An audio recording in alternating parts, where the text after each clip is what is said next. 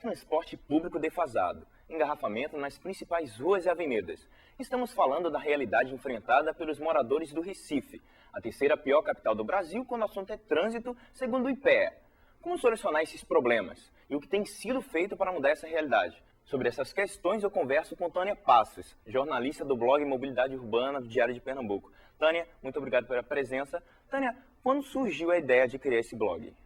Na verdade, a ideia do blog Mobilidade Urbana foi da diretora de jornalismo, a diretora de redação do Diário de Pernambuco, Vera Ogando, que me convidou, fez esse convite, a partir da cobertura que eu já fazia de cobrir urbanismo na cidade, e estava fazendo também a parte de trânsito, não é? E aí ela, na verdade, enxergou essa possibilidade da gente explorar esse tema de mobilidade, que é um tema ainda muito novo, mas que não estava sendo tratado de uma forma muito focada na imprensa, não é? E o Diário de Pernambuco, na verdade, o Diário de Pernambuco meio que partiu na frente, né, tomando essa bandeira de discutir a mobilidade propriamente dita, né? E o blog teve essa função, né, que foi muito importante para a gente, de focar temas em mobilidade e criar uma interação com os internautas, né? E a partir daí também fazer reportagens para o impresso e fazer vídeo também sobre esse assunto. Hoje em dia o tema do momento é as ciclofaixas. O que é que você acha sobre essas questões? A ciclofaixa eu acho fantástica, né? A ideia da ciclofaixa, a ideia das ciclorotas, né? Porque assim muita gente não sabe diferenciar uma coisa da outra, mas você tem, por exemplo, as ciclovias, que são as vias segregadas fisicamente. A gente tem a ciclovia de Boa Viagem, a gente tem uma ciclovia no centro, a gente tem a ciclovia Tiradentes, que fica ali em São Martim. Tinha poucas ciclovias, Recife tem poucas, cerca de 20 quilômetros de ciclovias, mas que não são conectadas. Elas não têm uma interligação, não existe uma lógica da mobilidade nas ciclovias. As ciclofaixas e as ciclorotas permitem isso. Quer dizer, nas ciclofaixas, o poder público, no caso do trânsito aqui, a CTTU, ela cria roteiros determinando com sinalização, com o pessoal que está fiscalizando. No caso dessas ciclofaixas que estão sendo feitas nos finais de semana do Recife, que está causando uma verdadeira revolução de costumes na cidade, não é? Que é muito legal também. Tem toda uma participação, você vê que o poder público está muito presente, você vê uma fiscalização muito forte. Não é? Mas as ciclofaixas, elas também funcionam sem todo esse atrativo, né? Que por enquanto só acontece nos finais de semana. As ciclofaixas, elas são feitas no piso, né? No pavimento, elas são definidas, as linhas no pavimento, e tem uma boa sinalização. Ou então as ciclorotas, onde você tem que o ciclista tem preferência, mas não existe nenhum tipo de sinalização física para isso. Agora, no caso das ciclofaixas do Recife, essa revolução toda que está causando, tem um aspecto bastante positivo, mas também tem um aspecto preocupante, né? Ele é bastante positivo porque as pessoas estão descobrindo uma vocação natural que o recifense tem, de gostar de as ruas, de andar de bicicleta, de ter esse espaço de convivência com a cidade. Isso aí é muito importante. Agora, preocupa também porque a gente acaba criando uma cultura nas pessoas de usar a bicicleta e no dia a dia, na verdade, a cidade não está preparada para isso. Então, existe um risco muito grande das pessoas se empolgarem demais e se sentirem verdadeiros ciclistas e, de repente, começarem a andar na cidade achando que está tudo bem, quando, na verdade, ainda não está. A gente não tem uma cidade preparada, a gente não tem motoristas preparados, nem o próprio ciclista preparado para andar no trânsito do Recife. Então, existem algumas etapas que precisam ser vencidas para que a gente possa dizer de verdade que o Recife é uma cidade amiga do ciclista. Ainda não é, está começando a ser. O poder público sempre é criticado relacionado ao trânsito, mas em qual momento o pedestre e o motorista é culpado? Pois é, o poder público ele tem uma responsabilidade muito grande e vai ser cobrado sempre, porque é o poder público que determina as regras de uma cidade, né? O pedestre ele é sim muito culpado, todas as vezes que ele atravessa num local onde não é permitido, ele é imprudente quando ele atravessa ouvindo músicas. Existem inclusive estatísticas onde já está tendo aumento de morte de atropelamento de pedestres que atravessam ouvindo música. Isso acontece muito com os jovens, principalmente, porque fica ouvindo música e não escuta se alguém está vindo, uma buzinada ou outra, eles não estão escutando, eles estão concentrados na música. Então o pedestre peca muito nisso. O motorista, nossa senhora, nem precisa dizer, né? O motorista, ele peca todas as vezes que ele não cumpre as normas, todas as vezes que ele avança a faixa de pedestre, todas as vezes que ele avança um sinal vermelho, que ele estaciona no lugar que não é para estacionar. Né? A gente sempre peca nesse aspecto, porque geralmente o motorista, ele é extremamente egocêntrico, né? Ele quer a rua livre para ele quer estacionar onde ele quiser. Né? Então, assim, quando não se tem um pensamento coletivo, né, da cidade, como cidade, porque você diz, eu vou parar um minutinho só. Mas aí o que é que acontece? Você enfrenta um maior engarrafamento. Quando você está lá atrás e alguém parou, você reclama. Entendeu? Então, assim, o motorista, nós, de uma maneira geral, precisamos mudar a mentalidade, ter um pensamento de coletividade. A mobilidade é isso, é você pensar no outro também. Não é? Acho que a gente ainda não chegou nesse nível ainda, tem um bom caminho ainda para a gente, essa questão da educação do trânsito, da mobilidade, inserir mais nas pessoas. A gente pode ver a questão da tecnologia no trânsito, que pode pelas redes sociais, algumas empresas, até a CTTU, ela posta onde está congestionado, mas essas câmeras, elas estão em locais estratégicos? Na verdade, não. Assim, a CTTU ela tem atualmente 27 câmeras, não é? E eles estão em locais... Onde é que estão essas câmeras da CTTU? Foi uma decisão da CTTU colocar câmeras onde existem as lombadas eletrônicas. Não é? Porque eles entendiam, havia crítica da questão da segurança. Então, onde há lombada eletrônica, que as pessoas precisam reduzir a velocidade, eles colocaram câmera porque se dizia que poderia ter uma questão de, quando a pessoa reduzisse a velocidade, poderia sofrer algum tipo de assalto. Aí foi o que a CTTU fez, colocou câmeras nesses lugares. Poderia colocar? Poderia, mas desde que colocasse nos locais onde o tráfego é mais intenso, onde tem mais retenções. E não é o que acontece. A gente tem exemplos como a Avenida Agamenon Magalhães, onde o nó maior acontece no trecho ali perto do Hospital da Restauração e a câmera fica próxima ao viaduto da Avenida Norte. Então, assim, na Avenida Boa Viagem, que é outro exemplo, a gente tem câmeras no início, no Hospital da Aeronáutica, e tem outra no fim, no Pina. Você não tem onde o problema maior acontece entre o Dona Lindu e o Acaiaca. Então, assim, é como se a CTTU não estivesse enxergando pelas câmeras o que acontece de fato com o trânsito. E isso prejudica a engenharia de tráfego, prejudica inclusive soluções de mobilidade para que o trânsito pudesse fluir. Fala em Agamenon, o governo recentemente deu um recuo quanto às obras dos viadutos. Será que um dia ele vai surgir como uma salvação para desafogar o trânsito?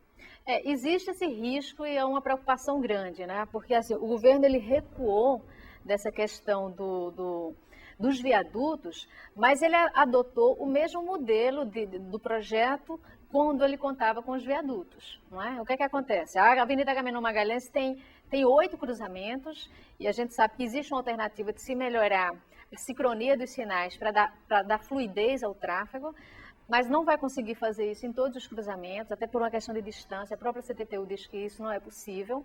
Não é? E o que é que acontece? Havia a possibilidade de se criar uma outra opção de projeto, né, mas insistiu em fazer em nível. Então, o que acontece é que pode ser que no futuro, de repente, o viaduto acabe sendo necessário. O governo recuou, mas existe realmente a possibilidade se o corredor de ônibus não for suficiente para dar fluidez, eles podem resgatar esse viaduto, sim, é uma preocupação para todo mundo, porque o impacto que um viaduto traz para uma cidade é muito grande. Fala em Agamenon ainda, sobre aquele canal, será que ele poderia ser possível utilizá-lo para o trânsito, de alguma forma? O canal, na verdade, é um grande trunfo que a Avenida Agamenon Magalhães tem, que poderia ser usado, e ele foi enxergado por Jaime Lerner, quando esteve aqui, para fazer um projeto do corredor de ônibus, usando o canal. A gente tem na Avenida Agamenon Magalhães 2 faixas largas e você tem um canal muito largo, que é possível que aí a ideia de Jaime Lerner era criar um corredor longitudinal, passando por cima do canal, que fizesse um corredor exclusivo para ônibus, onde você não ia ter semáforo nenhum, onde você poderia fluir normalmente. Não é? Esse projeto não foi aceito pelo governo do estado. Uma das coisas que o governo diz é que poderia causar um impacto grande na paisagem, não é? Assim, algum tipo de impacto iria causar. Eu não sei se seria menor do que 4 viadutos atravessando a Agamenon. Realmente eu não sei qual a lógica disso. Mas existem outras alternativas que algumas pessoas deram, como túneis, você criar túneis para o viaduto passar, para o ônibus passar sem precisar enfrentar os cruzamentos. Então, na verdade, a gente tem uma possibilidade de um corredor, de você ter um espaço físico, onde hoje existe o canal da Agamenon, que você pode usar fisicamente ele, sem interferência nenhuma nas vias laterais, e ele não vai ser usado, não é? E ele não está sendo usado, assim, ele vai ser usado em alguns trechos para se colocarem as estações de embarque e desembarque, mas não como corredor. O ônibus vai disputar o espaço com os carros, na verdade. O que vem sendo discutido muito é o rodízio de carros, mas o prefeito Geraldo Júlio, já anunciou que não vai ser feito um rodízio, e sim uma restrição. O que você acha disso? A restrição, na verdade, é uma espécie de rodízio também, né?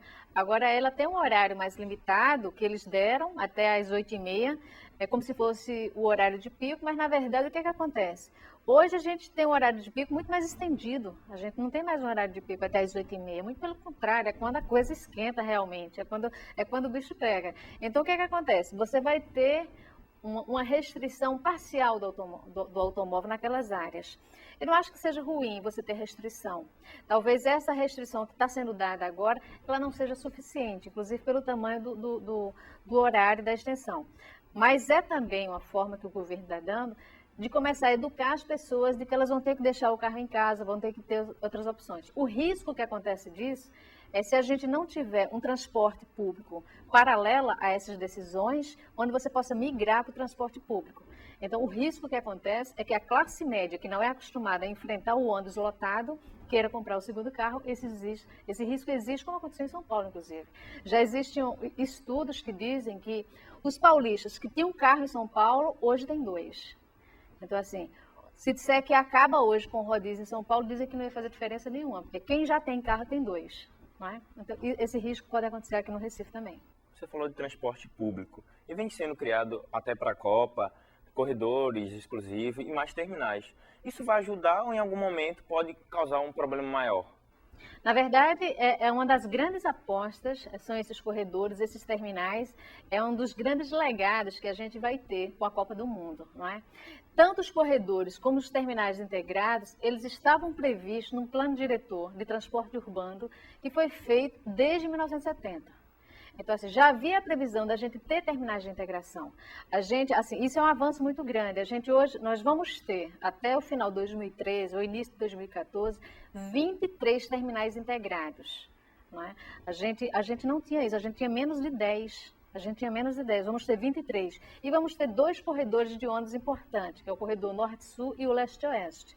Então, isso é importantíssimo. É talvez uma das coisas mais importantes que fique para a gente do ponto de vista de mobilidade. Agora a gente diz, é suficiente? Claro que não. A gente tem 2 corredores, quando na verdade a região metropolitana existem 12 corredores de transporte. O governo está apostando nos 2 principais, que é o Norte-Sul e o Leste-Oeste. Mas a região metropolitana tem um total de 12 corredores de transporte público. Você recentemente viajou até a França e conheceu o VLT. Seria possível implantar isso aqui no Recife? Claro que sim. Na verdade, seria uma opção, né? Tanto o VLT como o BRT, né? A diferença entre o BRT e o VLT é que o BRT é com ônibus e o VLT é com o metrô. Ou o próprio metrô, né? A gente tem 2 linhas de metrô hoje aqui no Recife, que é a linha Centro, né? Que liga o TIP, e temos a linha Sul. A gente não tem nenhuma opção ferroviária para a Zona Norte, na verdade, a gente não tem, né? E isso infelizmente, isso estava previsto em projetos anteriores, mas isso nunca foi implantado, né? Que a opção ferroviária é muito melhor e é mais cara, a gente sabe disso, não é? O que o governo está fazendo hoje? Ele está fazendo a opção pelo BRT, pelo ônibus, não é? O que os técnicos dizem é que pela demanda que nós temos hoje de passageiro, o ônibus vai conseguir dar conta, porque a previsão é que os intervalos dos ônibus sejam de 3 a 5 minutos, não é? Qual é a diferença para o sistema ferroviário? É que o sistema ferroviário, ele prevê uma capacidade de tráfego para longo período, para daqui a 20, 30 anos. A gente não teria outra preocupação. Então, esse investimento que o governo está fazendo hoje com o ônibus, daqui a pouco ele vai ter que pensar numa solução ferroviária com certeza. Mas que no caso da França, o que é que acontece na França? A França tem o metrô de Paris, tem um metrô que foi construído no início do século passado, no início do século passado. É um metrô que interliga toda a cidade. É um metrô que você tem uma estação a cada 100 metros, você interliga toda a cidade. A lógica da mobilidade está no metrô, mas a França também tem muitos carros. Assim, eles hoje enfrentam bastante trânsito, mas você tem a opção. Hoje a gente não tem essa opção, não é? Outra coisa é que eles apostaram muito no sistema ferroviário, na interligação das cidades. Eles apostaram a partir da década de 80 no trem-bala. Então, se você quer ir para o interior da França, você vai de trem de forma muito mais confortável e rápida e segura do que a gente que pega a estrada se arriscando na estrada, né? E tem um detalhe interessante, é que a França, eles têm 4 mil mortes por ano, né? Nós temos 40 mil. Então, assim, não tem nem comparação. E a fiscalização no trânsito aqui da CTTU? É falha? Como é, na sua opinião? Eu acho que a CTTU ela tem avançado muito, sabe? Assim, a gente hoje tem uma quantidade maior de agentes de trânsito do que há algum tempo atrás. Tanto o governo anterior como esse governo estão apostando mais em agentes de trânsito. Antigamente as pessoas diziam que não viam guarda de trânsito, hoje é possível enxergar isso. Agora ela está melhorando e ela precisa melhorar mais, principalmente na questão da engenharia de tráfego, né? Hoje a engenharia de tráfego ainda é muito falha, você não vê o trânsito sendo observado, principalmente quando a gente fala das câmeras, né? Se as câmeras estão localizadas onde só tem lombada eletrônica, né, você não tem como enxergar o que está acontecendo no trânsito da cidade. Não é? Então, essa questão de como você pensar e criar soluções para situações não esperadas, que é a questão de protesto que você tem, que você para um avião, o que você vai fazer? Um acidente que você tem, um carro que quebra no meio de uma ponte. Quer dizer, a CTTU ele tem que estar preparada, tem que ter um plano de contingência para saber agir em situações desse tipo. Não é? E a gente ainda não está. A gente fica esperando, fica todo mundo esperando. Quebra um caminhão, vai atrás de um guincho, pede um guincho emprestado, entendeu? Esse tipo de coisa a gente ainda precisa melhorar muito. O tema que vem sendo discutido há muito tempo é a navegabilidade no Rio Capibaribe. Seria uma das soluções? A navegabilidade é um elemento a mais, na verdade, e é um elemento extremamente importante. Não é? Inclusive, já conversei com especialistas que são contra a navegabilidade, mas não por causa da navegabilidade, mas porque o investimento que está sendo feito nesse projeto é um investimento muito alto para um trecho relativamente curto. A gente vai ter o quê? 13 quilômetros de trecho navegável. Mas o que eu acho mais importante nisso é você criar a cultura da navegabilidade. Você tem uma cidade que é cortada por rios. Não é? Você imagina se a gente começa a usar o rio como meio de transporte. A gente nunca fez isso. Então, começar a fazer isso. E esse projeto que está sendo feito, que algumas pessoas, inclusive, não acreditam, eu acredito. Eu sou uma das grandes defensoras, queria, inclusive, que tivesse uma estação, Tânia Passos, mas até agora não me deram, entendeu? Mas eu acho o seguinte, eu acho que essa integração é a primeira vez, já se tentou outras vezes, mas é a primeira vez que a navegabilidade vai ser integrada ao transporte público. É você pagar uma única passagem, você ter a opção de vir de barco, você descer no terminal, você ter a opção de pegar o ônibus ou o metrô. Então, eu acho que isso é fantástico. Voltando a falar sobre o blog, são criados hot sites para alguns temas. Como é pensado, como é escolhido, na verdade? Depende muito da pauta, né? Assim, nem toda pauta merece um hot site, né? Assim, geralmente a gente cria hot sites para matérias especiais, matérias que servem de consulta para as pessoas, matérias em que as pessoas vão poder, mesmo depois que a matéria sair do ar, da internet, mas as pessoas vão poder encontrar. Não é? Por exemplo, no caso específico, a gente fez o hot site da França, que foi muito interessante, por conta que você mostra como é a mobilidade lá e como o que falta na gente ainda aqui. E tem também, fiz recentemente também o da Agamenon Magalhães, que é uma questão histórica, não é? É uma questão histórica. Se vai ter viaduto ou se não vai ter, você vai ter como pesquisar e informar como todo esse processo aconteceu. Então, daqui a alguns anos, a gente vai saber, sei lá, se vai ter ou não viaduto aqui, mas você vai saber que essa discussão existiu e tem um hot site que vai estar sempre lá para você ter acesso a essas informações. Na verdade, a discussão, a escolha da pauta vai muito pela importância que ela vai ter de pesquisa futuramente também. O blog é bem visto pelo público? O blog é uma fonte de discussão fantástica, né? Assim, ele é um dos mais vistos no diário, né? Assim, a gente tem pouco tempo. Na verdade, inclusive, eu tenho pouco tempo para me dedicar ao blog, porque eu também faço impresso, não é? Mas o blog, ele é importante porque você tem uma interação muito mais rápida com o público, não é? E você percebe isso pelos comentários, pelos acessos também, né? Você vê pelos acessos, mas principalmente pela a discussão que se cria em cada post. E aí, a partir daí, você conversa com o internauta, você pega pauta também, você analisa as críticas dele, os elogios, entendeu? E outra coisa que o blog, a gente tem a possibilidade também de postar coisas que estão acontecendo em outras partes do mundo. A gente não só coloca o que está acontecendo em Recife, mas a gente usa o blog também como ferramenta para pegar a experiência de outros lugares e trazer para cá. Então, assim, por isso que você tem uma capacidade de ampliar maior as discussões, quando você mostra a experiência de outros lugares. Então, se em outros lugares deu certo, por que aqui ainda não? A gente tem como fazer. Tânia, muito obrigado pela entrevista. O prazer foi todo meu, agradeço também. Gostaria de deixar o endereço do blog para quem quiser ter mais acesso às informações, www.diariodepernambuco.com.br/mobilidade urbana, e é só acompanhar.